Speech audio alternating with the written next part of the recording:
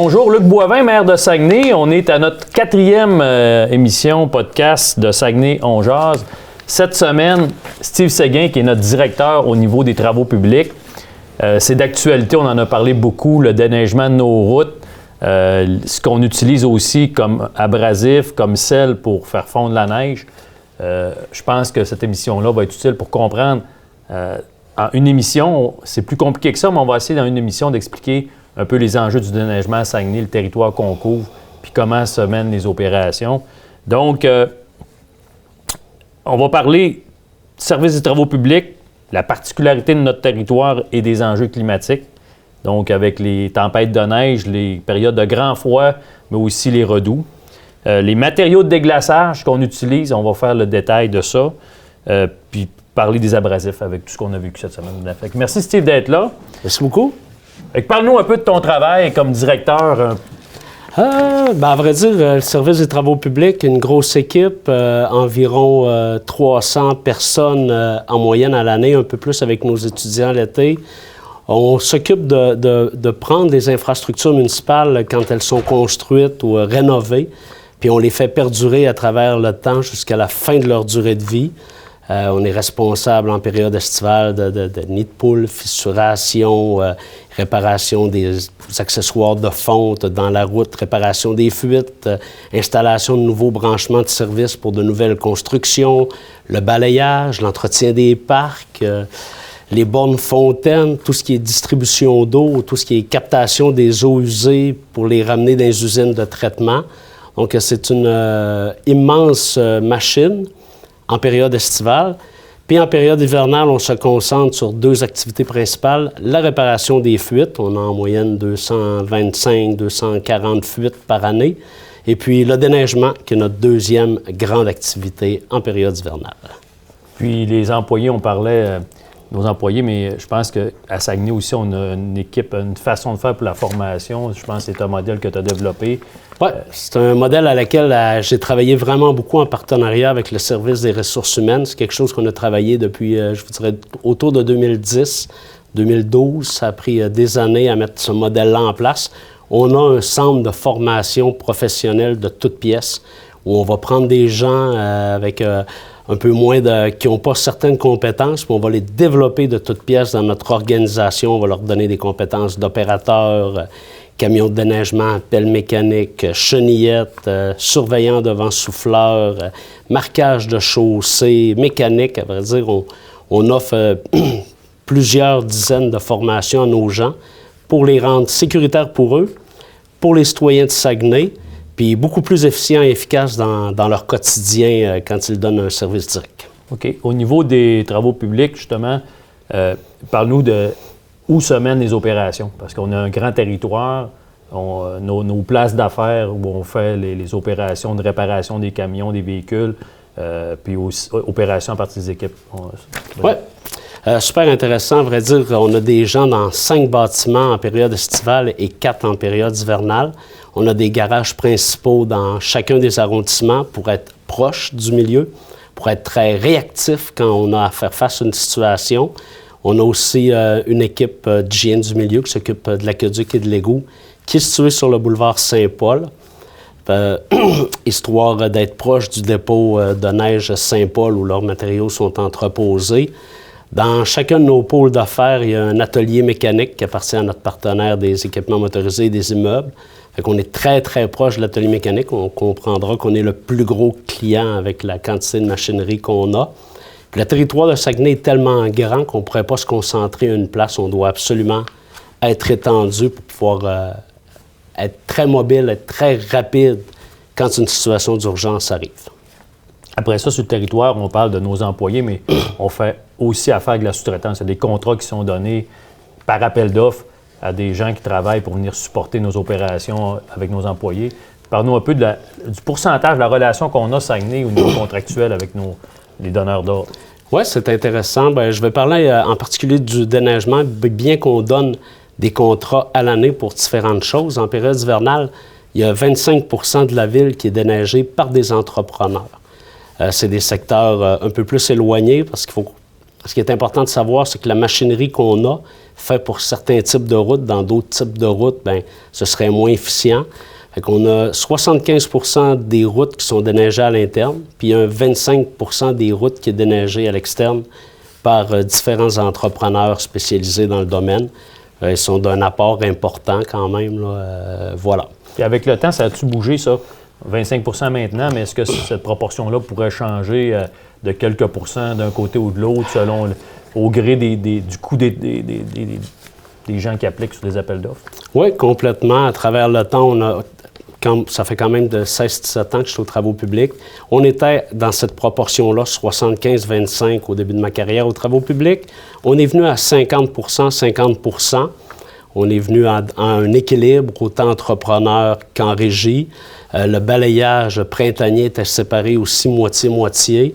Il y a quelques années, il y a 4 ans, à vrai dire, on a repris 25 du déneigement à l'interne. On était en pleine COVID, on voyait les coûts exploser. Bien, à Saguenay, on est mobile, on sort de bord. Fait qu'on a repris 25 du déneigement et on a repris 100 du balayage printanier pour limiter les coûts puis l'impact que ça a sur le compte de taxes des citoyens. Parfait. On va se concentrer dans notre podcast parce que, bon, on est en hiver présentement. On a un hiver, on va dire, beaucoup de neige quand même. Il y a des années qu'on n'a pas eu de neige. Cette année, plus de neige. Explique-moi un peu comment Saguenay va planifier justement le déneigement. Parce qu'on se fie à la météo un peu. On prépare en début de saison les équipements à un hiver qui est parfois hâtif, parfois tardif. Mais explique-nous, dans le fond, dans la planification, puis lorsqu'il arrive une tempête, comment est-ce qu'on fonctionne? OK. Bien, on va partir ça maintenant. Moi, je prépare déjà avec mon équipe de direction l'hiver prochain. On s'attelle aux contrats qui sont à renouveler. Est-ce que nos devis d'appel d'offres étaient bien faits? Est-ce qu'on a des particularités à travailler pour l'hiver qui s'en vient? L'hiver en cours, à notre niveau, il est déjà terminé, là. Fait que, oui, c'est un hiver avec de la neige au début, beaucoup de neige. Là, on est dans des quantités normales. Par contre, c'est un hiver extrêmement froid. Puis la rigueur, la difficulté à entretenir le réseau avec le froid, la pluie et le verglas, cette année est très élevée. On parle de tout près de 30 plus dur qu'une année normale. Ça fait que nous, on planifie l'hiver prochain au niveau travaux publics. Notre partenaire équipement motorisé va commencer à préparer la machinerie pour l'hiver prochain dès ce printemps. À vrai dire, quand on va cesser nos activités, eux vont rentrer les équipements dans les garages, vont faire l'inspection, vont faire l'entretien préventif, vont commander les pièces et vont réparer la machinerie. Quand on va arriver l'automne prochain, quelque part à la mi-octobre, on s'organise pour que la fin de nos activités coïncide à peu près avec l'action de grâce, la mi-octobre, histoire de donner le temps à notre partenaire d'installer les équipements de déneigement sur notre machinerie, nous donner le temps, nous, après ça, de tester ces équipements-là pour s'assurer qu'ils soient fonctionnels, puis faire des petits ajustements s'il y avait des petites choses qui ont été oubliées ou d'autres bris. Puis je vous dirais qu'autour du 20-22 octobre, on est prêt à faire face à la parade. La neige, habituellement, arrive mi-novembre. Cette année, la première grosse porte de neige est arrivée le 27 octobre et jamais partie. Il fallait être prêt à ce moment-là.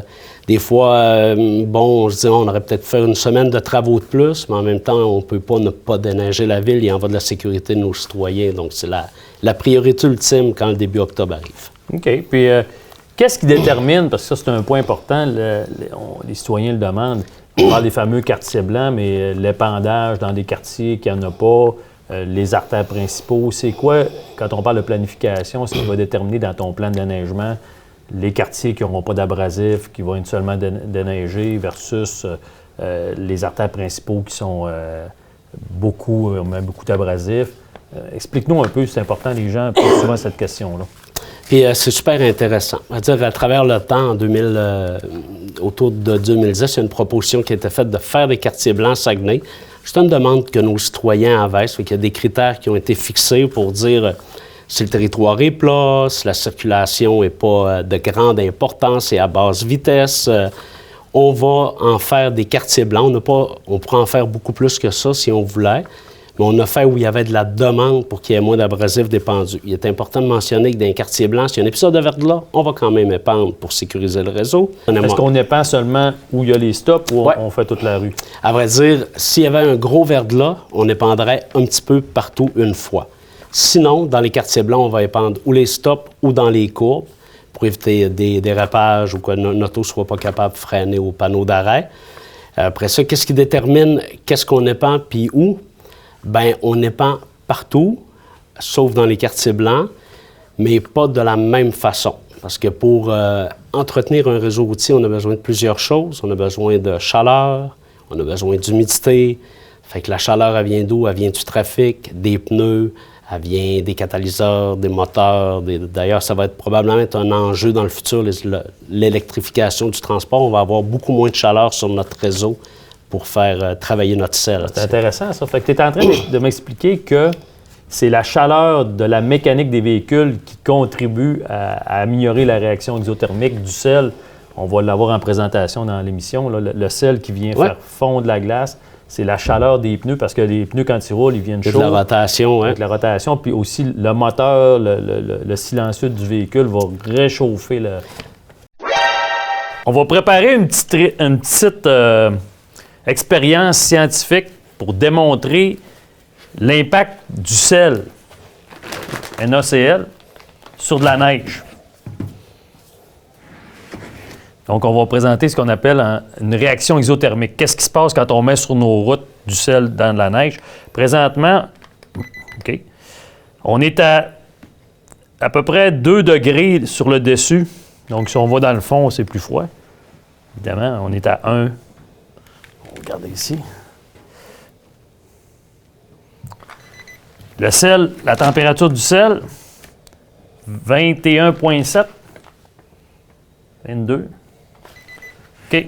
Donc, Steve va nous faire la démonstration quand on met du sel. C'est juste pour démontrer que le sel, on l'utilise, mais il faut l'utiliser au bon moment, en bonne quantité, avec des conditions très précises. On ne peut pas mettre ça n'importe quand. C'est que j'ai mélangé mon sel de voirie avec la neige, avec ma tempête de neige. La même chose qu'on fait quand on épand avec un camion d'épandage. Et puis, ça va avoir une petite réaction. Si on attend quelques secondes, 5-6 secondes, on va être prêt. Je vous laisse aller, monsieur le maire.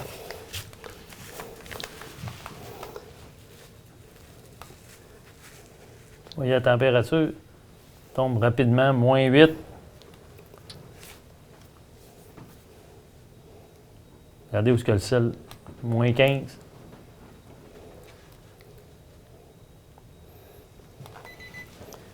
Ça pour dire que quand on mélange le sel de voirie avec la neige, si on ne le fait pas au bon moment, on fait fondre la neige, puis elle va geler sur la chaussée, on va rendre le réseau routier dangereux. Comme une patinoire.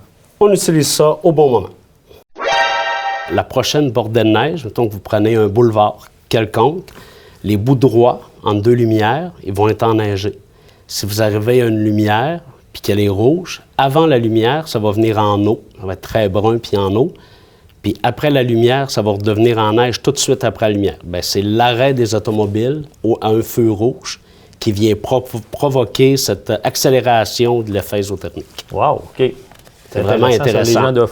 Parce que les gens souvent pensent qu'on met juste du sel au freinage, à l'intersection où il y a un stop ou une lumière, mais c'est le fait que le véhicule arrête, que le véhicule est chaud, qu'il reste là pendant une certaine période, ça crée plus de chaleur. Donc, c'est pas parce qu'il n'y a pas de sel après, c'est parce que le véhicule arrête au stop que ça va enclencher la réaction. Exactement. Donc, dépendamment du type d'artère, du nombre de véhicules qui passent par jour, du moment de la journée, de la température qu'on a eue 24 heures avant, de ce qu'annonce 24 heures après, s'il y a du vent, bien, on va choisir quel matériel on va épandre, puis on va l'épandre au bon moment, dans une quantité précise. À Saguenay, on a 3 chartes d'épandage qu'on a développées pour Saguenay, une à Jonquière, une à Chicoutimi, une à la baie, puis on pourra peut-être en parler un peu plus tard, mais il y a des particularités territoriales à laquelle on fait face. Ça fait qu'à Saguenay, le déneigement, c'est pas une recette pour la ville. C'est une recette pour chacun des secteurs qui est affecté différemment ou chacun des types d'artères qui est affecté différemment. Comme à la baie, plus de côtes, donc...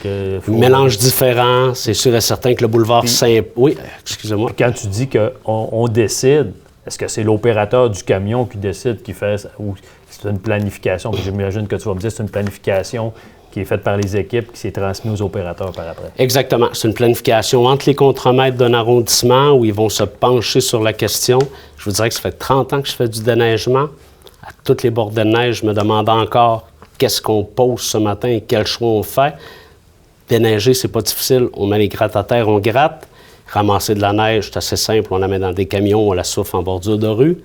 Épandre, il y a tellement de facteurs qui viennent influencer ça pour que le réseau demeure le plus sécuritaire possible. Ben, c'est des questionnements au quotidien. Ça fait que oui, mes contremaîtres, avec les chartes d'épandage, réfléchissent à tous les pièges possibles, à toutes les conditions 24 heures avant, 24 heures après, regardent à long terme les fenêtres d'opportunité qu'on va avoir, font un choix, le communiquent aux opérateurs. Mais nos opérateurs sur le terrain, c'est nos yeux. On ne peut pas être sur l'ensemble du réseau. Ils vont voir ce qui se passe. Ils vont communiquer avec le contremaître par radio. « Ah, j'ai appliqué, comme on s'était dit. Finalement, l'effet n'est peut-être pas tout à fait ce qu'on souhaitait. Bien là, on va ajuster un peu plus haut les taux d'épandage, un peu plus bas, histoire d'être le plus efficace et efficient possible en fonction de notre politique. » Puis des fois, c'est arrivé des citoyens qui me filment un camion qui passe, puis la route est en eau, puis ils disent « Ah, pourquoi vous grattez de l'eau? Pourquoi? » Je pense que le fait, c'est de la planification sur les prévisions futures. Hein? Explique-nous-le, parce que ça arrive souvent. Les citoyens appellent hey, « On gaspille de l'argent, ils sont en train de gratter, il n'y a plus de neige. » Mais je pense que l'intention, c'est de planifier le froid qui s'en vient, puis on veut éviter que ça glace, puis que là, on perd le contrôle. Ça. Bien, quand on roule en auto, souvent, on ne le voit pas. On va laisser un petit cordon de neige mouilleuse, de slotch, ici en Saguenayen, ce qu'on appelle, entre les voies ou en bordure de route. Cette neige-là est gorgée d'eau, puis tranquillement se libère de son eau. Avec cette neige-là, pleine d'eau, on doit l'enlever quand on a encore de la chaleur, puis une possibilité d'assécher notre route avant le refroidissement, qui va arriver en hiver autour de 15h30, 16h. Donc, souvent, vous allez voir autour de l'heure du dîner ou en début d'après-midi, 2 camions sur le boulevard Saguenay qui font des flamèches, qui ont l'air de gratter inutilement. Mais ce qu'on fait, c'est qu'on enlève les 3 petits cordons de slotch qui ont à peu près 300-400 mm de large par 1 ou 2 cm d'épais. On l'envoie en bordure de chaussée où il est plus dommageable. On épande ça à la largeur des voies. Là, on va se servir du trafic puis du sel épandu ou du sel résiduel au sol pour assécher le réseau. Quand la nuit va arriver ou la période de froid, le réseau va être sec, il va être sécuritaire. On n'aura pas besoin de mettre d'abrasif. Et puis, on n'aura pas besoin de ressortir de machinerie. Parce que là, c'est sûr, on va dire, bien, on use les camions inutilement, ça fait des flamèches, mais en réalité, ça serait pas mal plus compliqué d'intervenir sur une chaussée qui devient une patinoire parce qu'on n'aurait pas fait cette intervention-là. Bien, ce que je comprends, dans le fond, la slush est au milieu, puis l'eau s'égoutte tranquillement de la slush, puis vient remplir les roulières souvent. Ouais. Si ça tombe en patinoire, bien là, là, je vais avoir une armée de véhicules. Je vais avoir 165 véhicules sur le territoire qui vont épandre de l'abrasif. Ça peut se rendre jusqu'à 165 véhicules sur le territoire de Saguenay en régie et entrepreneur, là, on a 165 équipements lourds en période de pointe dédiée au déneigement. Fait que oui, ça pourrait amener à plus de 100 véhicules lourds au milieu du chemin à essayer de rattraper une route gelée parce qu'on n'a pas fait la bonne chose au bon moment. Fait qu'on préfère nettement sortir quelques camions pendant quelques heures qu'avoir une période de froid sur 3, 4, 5 jours où on va devoir avoir une armée de véhicules qui vont sur la route, mettre de l'abrasif. Parlons de l'abrasif maintenant parce que c'est un sujet d'actualité, mais en fonction du froid, en fonction des vents aussi, parce que le vent, des fois, peut enlever le sable qu'on peut mettre. Explique-nous la science derrière l'abrasif. C'est un sujet d'actualité. Il y a des citoyens qui se sont plaints parce qu'on avait des cailloux comme ça sur la route, mais la réalité, ça a été souvent des contaminations qui proviennent de sablières qui sont ouvertes, un panneau de camion mal fermé, ça va arriver sur une route ou une contamination de l'abrasif qu'on va acheter parce que c'est entreposé sur un terrain qui n'a pas de pad d'asphalte. En asphalte, oui. Explique-nous ça, la science. Parce que là, on a des exemples de sable, Oui, à vrai dire, super intéressant. L'abrasif, je vais commencer par la base. L'abrasif, il est utilisé pas pour déglacer le réseau routier. Souvent, on va entendre ça dans les médias. Ils n'ont pas mis assez d'abrasif, c'est pour ça que c'est gelé ce matin. L'abrasif, c'est inerte. Il n'y a pas de réaction chimique, il n'y a rien qui se passe. L'abrasif, on le met quand la route est glacée, quand il neige, que la route est glissante. Que l'abrasif, quand on le dépose, ce qu'on souhaite, c'est qu'il reste au sol, qu'il pique dans la surface, puis que quand les automobiles passent dessus, il y a de l'adhérence autant en roulant qu'au freinage ou en accélération. À vrai dire, l'abrasif, il y en a deux types normalisés, je vais dire. Il y a le AB10 et le AB5. Ça, on parle les normes. Oui. Ils viennent de où, ces normes-là? C'est une norme du ministère des Transports et de la Mobilité durable. C'est une norme dont j'oublie le numéro, là, 14400. Mais c'est le gouvernement provincial qui a établi une norme, Ouais. donc qui dit aux villes, voici des types d'abrasifs que tu peux utiliser dans le cadre d'appel d'offres. Donc, Saguenay est soumis à ça. Bien, c'est une recommandation, à vrai dire. On pourrait mettre autre chose. On s'entend que le ministère des Transports est l'entité de transport au Québec, le laboratoire de chaussées matériaux à Québec qui leur appartient, font des essais. Fait qu'ils proposent deux types d'abrasifs officiels. Il y en a un qui est un gravier beaucoup plus naturel, mais qui a quand même 30 à 40 de pierre dedans. Puis il y en a un qui vient d'un granulat concassé, où là, c'est à peu près juste de la pierre nette, ce qu'on pose en ce moment, qui est beaucoup plus efficace, mais qui a plusieurs avantages. Il protège nos cours d'eau. Il n'y a pas de matière en suspension dans nos cours d'eau. On en pose beaucoup moins. Il protège nos infrastructures souterraines, postes de pompage d'égouts, canalisation d'égouts pluviales et sanitaires et unitaires. C'est-à-dire, ça a quand même de nombreux avantages. Tu es en train de me dire que quand on utilise du sable comme ça, par exemple, ouais. Ce sable-là, ben, va, par le ruissellement, quand il pleut ou on envoie la neige, au lieu de rester sur la route piqué dans la glace, comme on dit en bon canadien français, il va se ramasser dans les égouts. Oui. Donc, il va boucher nos tuyaux. Il va être poussé par les véhicules, par le vent, de chaque côté de la route. Donc, quand on passe en bordure d'un cours d'eau, ça peut amener des amoncellements de sable, de sédiments, ce qui cause peut-être des problèmes environnementaux avec le ministère de l'Environnement, entre autres. Puis, de mémoire, j'ai vu à Québec, là, je pense qu'il y a même la source d'eau à Québec qui est problématique parce qu'on a épandu du sel, puis le sel s'est retrouvé dans l'eau potable. Oui, c'est un enjeu majeur. C'est un enjeu majeur. Donc, on ne peut pas utiliser du sel partout pour ne pas contaminer nos sources d'eau potable. Même ici à Saguenay, en passant. Hein? Oui. On a un secteur à la terrière où on n'a même pas de sel afin de préserver la nappe phréatique qui sert d'alimentation au secteur de la terrière. Ça fait qu'on protège la qualité de l'eau en n'épandant pas de sel sur un certain tronçon de la route. Explique-nous le tronçon, c'est intéressant.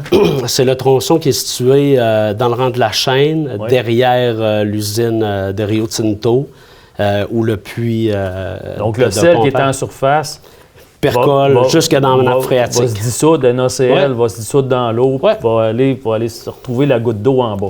Fait qu'il faut être conscient de ça, que le sel, en plus d'être corrosif sur les infrastructures, nos ponts, tout ce qu'il y a d'acier, c'est aussi nos nappes phréatiques que ça peut contaminer. Complètement. Puis la bas-poussière fait un peu la même chose. C'est le même type de matériel, mais les liquides, au lieu d'être en flocons. Oui. Mais bref, oui, c'est exactement la même chose. On appelle du calcium. Là. On met du calcium liquide. Du calcium, exactement. Pour les routes, pour ne pas empêcher la poussière de monter. Fait que c'est pour ça que tout à l'heure, vous me demandiez la planification derrière tout ça. Bien, on voit que la planification derrière un appendage, une opération de déneigement, là, c'est multifactoriel. On réfléchit à tous les impacts, à tous les instants, tant pour garder le réseau sécuritaire, que l'assécher, que de protéger notre source d'eau potable. On est chanceux à Saguenay, on a de l'eau potable. Oui. Il y a des places où au Québec, il n'y en a même plus. Nous, on en a encore. Bien, à toutes les opérations, on est conscient, on doit être conscient de protéger cette ressource-là. Une fois qu'on la contamine, bien, c'est fini. C'est fini. Il n'y a plus rien à faire. Ouais. Enlever du sel dissous dans l'eau, c'est compliqué. Ça, c'est compliqué. Ça coûte une fortune. Intéressant aussi de parler réseau routier, le réseau Saguenay versus le ministère des Transports. Parce que ça, les gens pensent qu'il y a juste Saguenay qui gratte les routes sur tout le territoire de la ville, mais le MTQ, ministère des Transports du Québec, entretient aussi des tronçons dans la ville. Parlons des tronçons qui ne sont pas entretenus par la ville, parce que ça, c'est important aussi. Oui, c'est vraiment important. Souvent, nos tronçons sont conjoints. Fait que si j'y allais rapidement, mettons dans le secteur de la baie, la rue Bagotte et le boulevard Grande-Baie-Sud, quand on part envers Saint-Siméon, tout ça appartient au ministère des Transports. Après ça, ici à Chicoutimi, le boulevard Talbot, quand on arrive de Québec jusqu'au boulevard Université. Oui. Tout le boulevard Université jusqu'à Saint-Paul, tout Saint-Paul en direction du pont, tout le boulevard Sainte-Geneviève, tout le boulevard Tadoussac appartient au ministère des Transports. L'autoroute est au ministère des Transports. Le réseau principal à Shipsha appartient au ministère des Transports. Fait que le ministère des Transports a vraiment un grand réseau sur notre territoire qui lui appartient, qu'on doit coordonner nos opérations quand même, qui utilisent le même type de matériel que nous on utilise, de l'abrasif, la même chose. Ils épandent dans les mêmes quantités. Quand leur entrepreneur met de l'AB10, bien, pour avoir assez de pierre pour qu'elle colle au sol, ils vont mettre plus d'abrasif que nous, on va en mettre avec notre AB5. Parce que ce qu'on veut, c'est un pourcentage de pierre qui colle au sol. On parle d'AB5. On a un exemple ici. Je peux le montrer à la caméra, mais l'AB5, dans le fond, c'est ça qu'on appelle une pierre qui va être concassée et tamisée. Hein? Oui. Tamisée avec une granulométrie qui est d'à peu près quoi, 5 mm? Oui, 4,9 mm et moins. Est-ce qu'on peut arriver avec une roche ou deux plus grosses? Des fois, le tamis est... Ça pourrait arriver, une grille de tamis brisée ou une contamination au sol lors de l'entreposage. On pose entre 30 et 35 000 tonnes d'abrasifs à Saguenay par année, nous puis nos entrepreneurs. Puis, contrairement au sable, celui-là, il ne se ramasse pas dans les égouts. Il va se ramasser, mais beaucoup moins dommageable. Puis quand il arrive au cours d'eau, il va se déposer au sol, au fond, parce qu'il est pesant. Donc, il ne sera pas soluble Ça dans fait qu'il ne sera pas soluble. Il ne fera pas de brouillage de l'eau pour la reproduction du poisson, des espèces phoniques. C'est un net avantage. Voilà. Au niveau environnemental. Oui. Puis au niveau des véhicules aussi, quand c'est un peu pointu, quand ça pique dans la glace, il demeure sur place. Il demeure sur place, donc il y a une efficacité qui va durer au-delà du redout. Oui. Il va rester au sol. Donc, si ça regèle après, il va être encore efficace versus un sable qui va se dissoudre puis va s'en aller dans le réseau d'égout. C'est ça. Puis le sable, aussitôt qu'il fait froid, ben il ne reste pas au sol. Aussitôt qu'il y a un peu de vent puis qu'il fait froid, les conditions hivernales pour une ville nordique comme on est, il est balayé par le vent, c'est instantané, il n'est pas assez lourd. Il y a même des villes au Québec, parce que la norme du ministère concernant l'abrasif, c'est une recommandation. Il y a des partenaires à moi au Québec qui prennent de l'AB5 puis qui l'amendent avec de la pierre jusqu'à 14,9 mm. 14,9. Oui, ce qui donne un petit peu plus qu'un demi-pouce là, pour le rendre plus lourd. C'est un chemin forestier. Oui. Mais on parle de grandes villes, là, de la grandeur de Saguenay qui font ça, afin de s'assurer qu'ils demeurent au sol. C'est des villes un peu plus au sud, ça fait qu'ils n'ont pas les mêmes enjeux climatiques que nous, que chaque ville est différente. On ne pourrait pas comparer Sherbrooke à Saguenay en déneigement. La température, l'humidité, la quantité de précipitation est à un monde de distance. On utilise toute la même machinerie, les mêmes matériaux, mais on a tous des coutumes propres à nos villes et très adaptées au climat où on vit. Très intéressant. En tout cas, merci Steve. Je pense qu'on a appris beaucoup aujourd'hui. Ça va démystifier un peu les questions. On a eu beaucoup sur mon Facebook de maire. Même les conseillers ont eu beaucoup d'appels sur comment ça fonctionnait le déneigement. Je pense que c'est instructif, l'émission qu'on fait aujourd'hui. Dans les prochains jours, je vais me diriger là, vers nos garages pour aller saluer les employés de la Ville de Saguenay, les remercier de leur travail, comprendre mieux en vrai les opérations, comment ça se passe. Je vais même essayer d'embarquer d'un camion. Là. C'est pas cette année parce que l'hiver achève l'an prochain. Aller passer une nuit dans le camion de déneigement puis constater ça. C'est pas parfait, mais personne n'est parfait, mais je pense que globalement, on fait un excellent travail, puis la planification est bonne pour justement s'assurer que l'argent qu'on dépense soit dépensé le mieux possible. En tout cas, merci Steve de ta collaboration. Puis j'invite les gens à poser des questions. Si vous avez d'autres questions, bien, on est là pour répondre aux questions. C'est complexe, le déneigement, les opérations sur le territoire de Saguenay. On a une grande ville, mais vous voyez, je pense que ça a permis l'émission d'aujourd'hui de mieux expliquer aux gens la complexité justement du déneigement, puis aussi des types d'interventions qu'on va faire sur le territoire. Exactement. Merci, Steve. Plaisir.